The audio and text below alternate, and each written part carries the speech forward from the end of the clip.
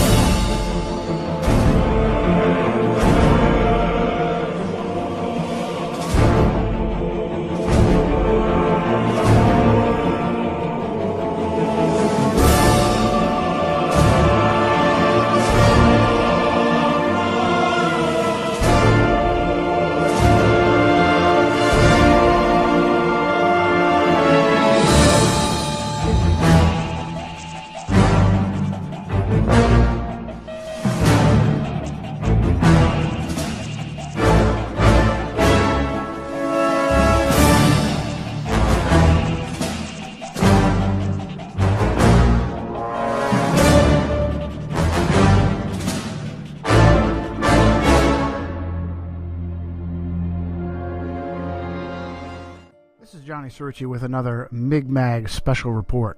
For 1,000 years, from roughly 500 AD to 1500 AD, the civilized world was controlled by Rome, but not military Rome, religious Rome. The Roman Empire had mutated from a military power into a religious one, co-opting the beliefs of Christianity and mixing them with ancient Egyptian, Greco, and Babylonian paganism. Christian doctrine that came directly from Jesus Christ and was transcribed in the Bible stated that each individual had the liberty and independence to govern their own salvation by cultivating a personal relationship with Jesus Christ. The new religious Roman Empire insinuated herself in between Christ and the believer and said if you wanted to have your soul saved, you had to rely on the priests, bishops, and cardinals of Rome. This was the worst kind of slavery because it was a slavery of disinformation.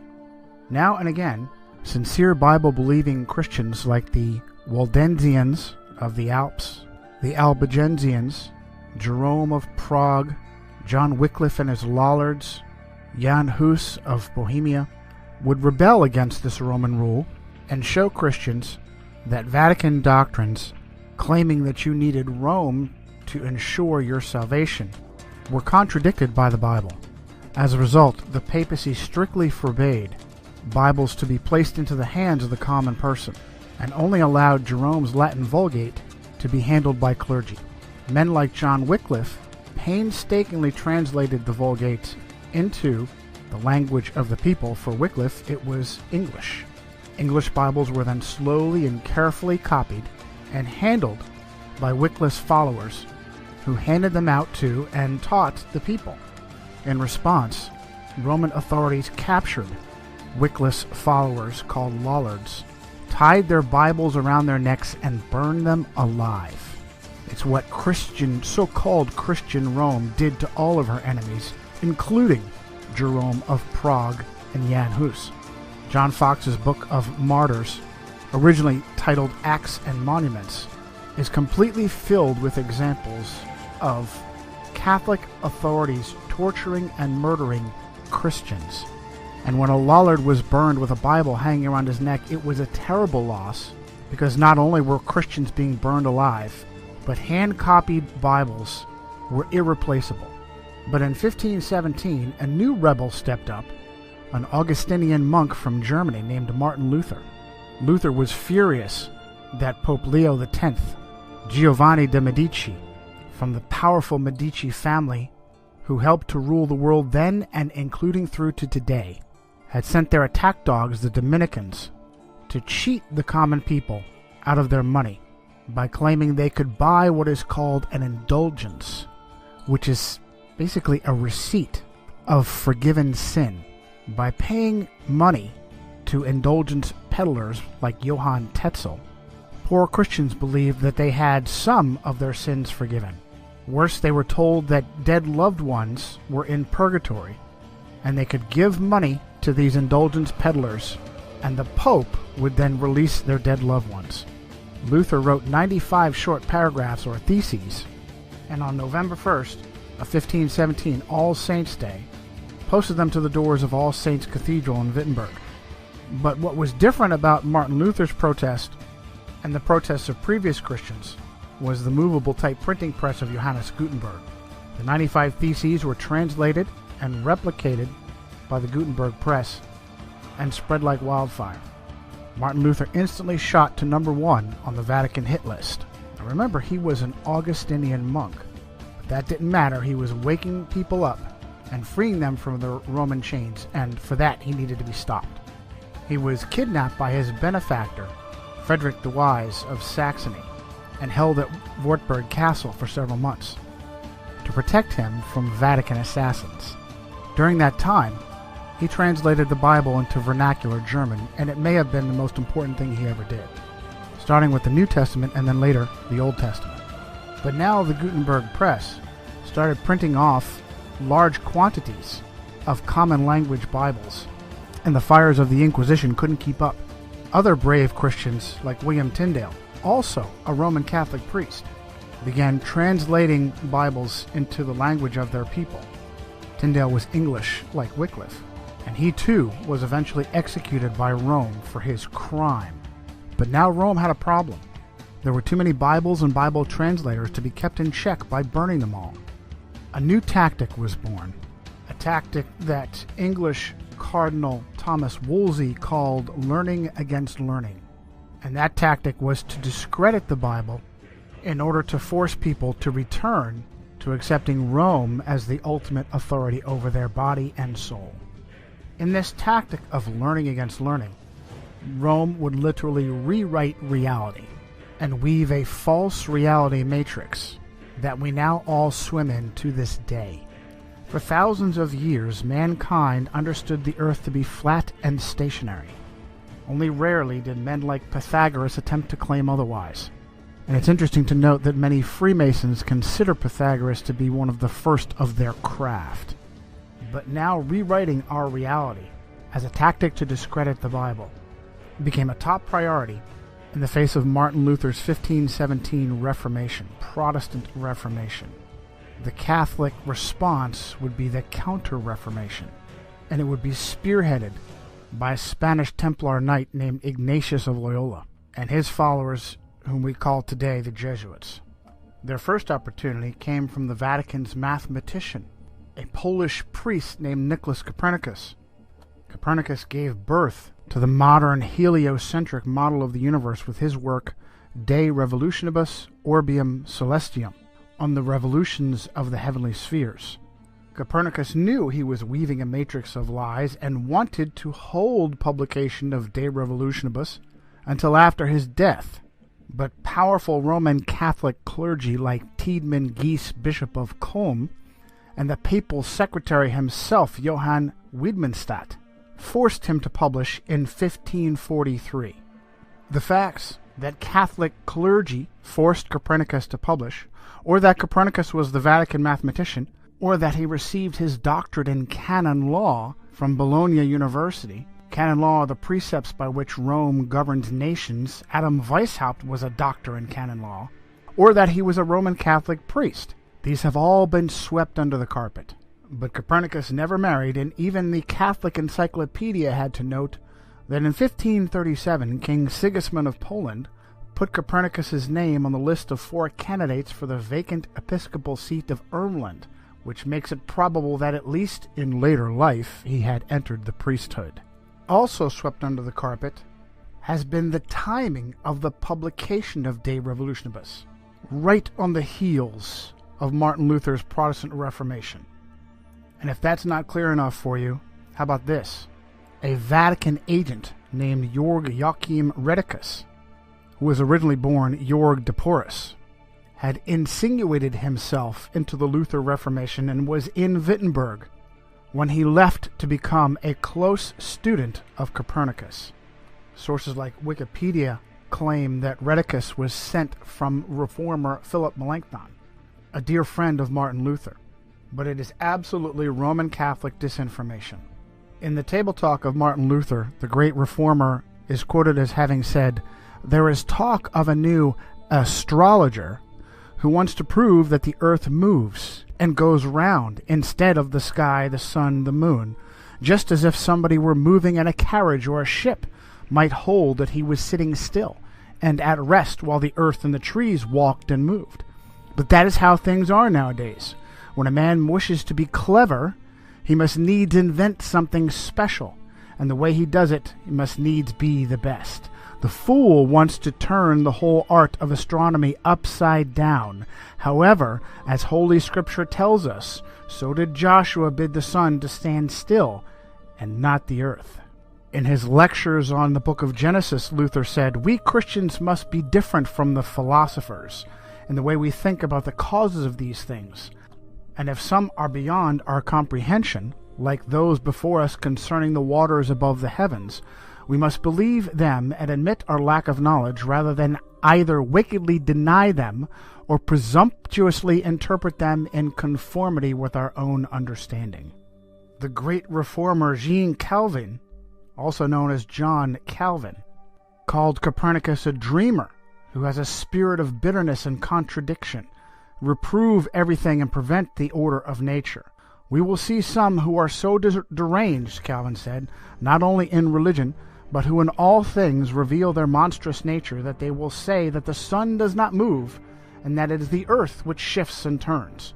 When we see such minds, we must indeed confess that the devil possesses them, and that God sets them before us as mirrors in order to keep us in his fear. So it is with all who argue out of pure malice, and that happily make a show of their imprudence. When they are told this is hot, they will reply, no, it is plainly cold. When they are shown an object is black, they will say, no, it is white, and vice versa. Just like the man who said that the snow is black, for although it is perceived and known all to be white, yet he clearly wished to contradict the fact. And so it is that they are madmen who try to change the natural order, and even to dazzle eyes and benumb the senses. Do you think Calvin knew how the Freemasons were used by the Jesuits? When they are shown an object as black, they will say it is white. We're talking about our government here. No, we're talking about a crime, Bill, pure and simple. Y'all gotta start thinking on a different level, like the CIA does. Now we're through the looking glass here, people. White is black, and black is white. Very quickly, Rome jumped upon this new model of the universe, and Jesuits like Christopher Clavius used Copernicus and his work to fabricate the Gregorian calendar, the calendar we all use. Rightly did the prophet Daniel say in chapter 7, verse 23, that during his vision, a being standing near him said, "The fourth beast shall be a fourth kingdom on the earth, which shall be different from all other kingdoms, and shall devour the whole earth, trample it, and break it into pieces. The 10 horns are 10 kings who shall rise from this kingdom, and another shall rise after them. He shall be different from the first ones, and shall subdue 3 kings. He shall speak pompous words against the Most High, shall persecute the saints of the Most High, and intend to change times and laws. And the saints shall be given into his hand for a time." Very quickly did Rome and papal agents like the Jesuits begin to push this new cosmology. She took over astronomy and either pushed out or killed off anyone who contradicted the idea that the earth was a globe spinning in space and revolving around the sun. Even those that met her halfway didn't keep her happy, and she dealt with them as well. Teague Ottenson Brahe, whose nickname was Tycho, accepted the idea that the Earth was a globe spinning in space, but still believed that his own observations and data proved that the Earth was the center of the solar system and not the Sun. This is known as geocentrism. Tycho wanted to follow in the steps of Martin Luther and studied at the University of Wittenberg, but was forced out by the plague. Brahe's life appeared to be frequently in danger, and in 1566 he lost a large portion of his nose in a duel. He was 20 years old at the time. He later died under mysterious circumstances at the very young age of 54. One of those who claimed it was simply an illness, a bladder infection contracted during a banquet in Prague, was his understudy Johannes Kepler. Kepler was a German astronomer and supposedly a Lutheran, yet he had an intimate relationship with Jesuits.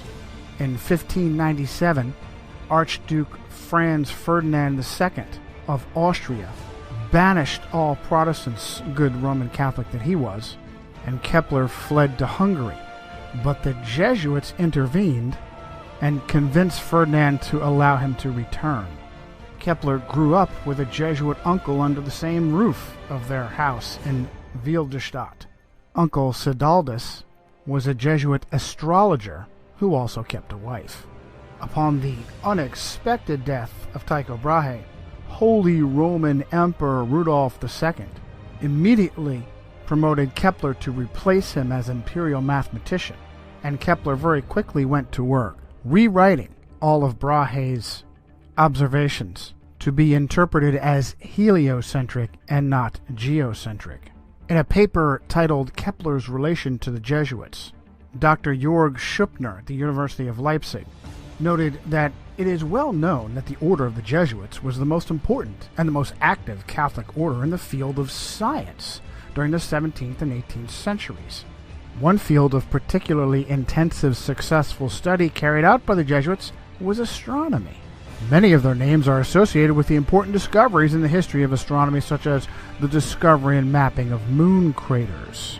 It is nearly impossible to list all the names of those who made serious contributions as astronomers or mathematicians. One aspect of the considerable role the Jesuits played in the history of astronomy was their support of Johannes Kepler. Some of them stood in extensive correspondence with Kepler. Now, it was obvious to protesters like Luther and Calvin that something fishy was going on in Rome, and the papacy needed plausible deniability while she rewrote our reality. That propaganda was presented by Italian astronomer and mathematician Galileo Galilei, and it's absolutely fascinating what user-edited Wikipedia says. In the entry for Galileo Galilei, under the subtitle Galileo, Kepler, and Theories of Tides, Cardinal Bellarmine had written in 1615 that the Copernican system could not be defended without, quote, a true physical demonstration that the sun does not circle the earth, but the earth circles the sun. Galileo considered his theory of the tides to provide that required proof of the motion of the earth. Now, there's no link on the name Cardinal Bellarmine, which is unusual for Wikipedia. Maybe that's because Cardinal Bellarmine was Robert Bellarmine of the Society of Jesus, one of the most powerful Jesuits of his time, who was canonized as saint in 1930 and named a doctor of the church. What's more, it is ludicrous to imagine that the Earth's supposed large mass doesn't pull the moon and crash into it, and instead the magical force of gravity holds it stationary. Even more ridiculous is the idea that the moon affects tides by pulling on the water. Again, the magical, mystical force of gravity is blamed. South African author Thomas Winship wrote in 1899 his book Zetetic Cosmogony. If the moon lifted up the water, it is evident that near the land the water would be drawn away and low instead of high tide caused. Again, the velocity and path of the moon are uniform, and it follows that if she exerted any influence on the earth, that influence could only be a uniform influence. But the tides are not uniform. And Winship uses examples from South Africa. At Port Natal, the rise and fall is about 6 feet. while at Beira, about 600 miles up the coast, the rise and fall is 26 feet. This effectually settles the matter that the moon has no influence on the tides. But Protestant reformers were on to Rome. She knew she needed a smokescreen, and she provided it.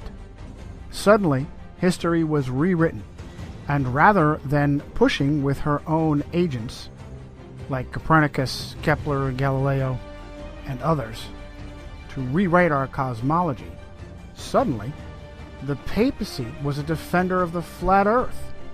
Well, just look what they did to poor Galileo. Let's do. Supposedly, Galileo was tried for heresy at the hands of that evil flat earther, Jesuit Robert Bellarmine. He bravely stood by his guns and humiliated the church with a heliocentric spinning ball earth. What happened to Galileo Galilei? Well, for the last few years of his life, he was put under house arrest. Have you read anything about the Inquisition? Do you know what the Inquisition did to people when it truly considered them an enemy? Things like rotating their arms backwards until they were pulled out of their sockets, inventing special instruments that could be jammed into a person's body to rip open their bowels, putting them in a special sarcophagus filled with spikes that would jam into them to the bone. Did you ever hear of Edgar Allan Poe? Are you familiar with his short story, The Pit and the Pendulum? About a swinging, razor-sharp pendulum that lowered across a victim and would take hours to slowly saw that victim in half. Did you know it was based upon the Inquisition? A little-known secret is that the Jesuits now own astronomy. When their missionaries went across the world, across our flat earth, the first thing they did was insinuate themselves in royal courts to become the official astronomer of that kingdom. China is a great example. One of the first Jesuits in China was Matteo Ricci. Ricci and his successors like Adam Schall and Ferdinand Verbiest were all the royal court astronomers and eventually fabricated the calendar for the Chinese emperor. Today, the Jesuits even have their own observatories, both in Italy and in America. They use their puppets in American government to steal Apache holy ground on Mount Graham in Arizona. Are they reaching out extraterrestrially or interdimensionally? They appear to have answered our question with the latest piece of technology on Mount Graham, the Large Binocular Telescope Near-Infrared Utility with Camera and Integral Field Unit for Extragalactic Research, also known as Lucifer. And it's not surprising given the success the Jesuits have had in rewriting our reality. Now, we're supposed to believe that Rome was against the spinning ball Earth heliocentric cosmic accident cosmology of our modern understanding. Yet at every step of the way, Jesuits or Jesuit agents were there to bolster our false reality, hiding whenever possible behind convenient Jews. And for more on that, see our special report, It's the Jews, from Johnny Cerrucci and Migmag. Needing to contrive an origin for our accidental existence that contradicts the Bible. Jesuit-trained Belgian priest Georges Lemaitre is the father of the so-called Big Bang Theory, the idea that first there was nothing and then it exploded. He was a close co-worker of just such a Jewish puppet, Albert Einstein. Einstein bolstered the Jesuit cosmology with his convoluted theory of relativity. The problem was that observations of both scientists and laymen weren't matching what so-called astronomers were telling us. And so Einstein fabricated the theory of relativity to claim that your reality was relative to the time-space continuum. It is purposefully almost impossible to understand. You're just supposed to trust science and astronomy. The Jesuits then jumped on with dinosaurs and Charles Darwin to claim the Earth is billions of years old. And wherever Darwin's theory of evolution had holes, Jesuits stepped up to fill the gap. Jesuits like Pierre Teilhard de Chardin, the father of the New Age. After fabricating the ape-like pre-humans that we supposedly came from, even students of evolution became concerned that there was a, quote, missing link between primitive apes and modern humans. A discovery was made in 1912 to bridge that gap. Having been found in Piltdown, East Sussex, England, it was named Piltdown Man. Unfortunately, it was also found to be a hoax. The skull of a small human with the altered mandible and teeth of an orangutan. Sometime later, paleontologist Stephen Jay Gould uncovered the father of that hoax, a Jesuit priest named Pierre Teilhard de Chardin. There are many such examples in archaeology and paleontology, and yet no one asks, why would so-called scientists be fabricating evidence? The goal was to discredit the Bible, and it has been resoundingly successful. Without the spinning ball Earth, Darwinian dinosaur cosmic accident, the Bible is a science textbook. With it, critics laugh and question the Bible, and instead look to human authorities to save their souls, such as the Vicar of Christ himself, who is for the first time in Roman Catholic history a Jesuit priest. This has been Johnny Cerrucci for a Mi'kmaq Special Report.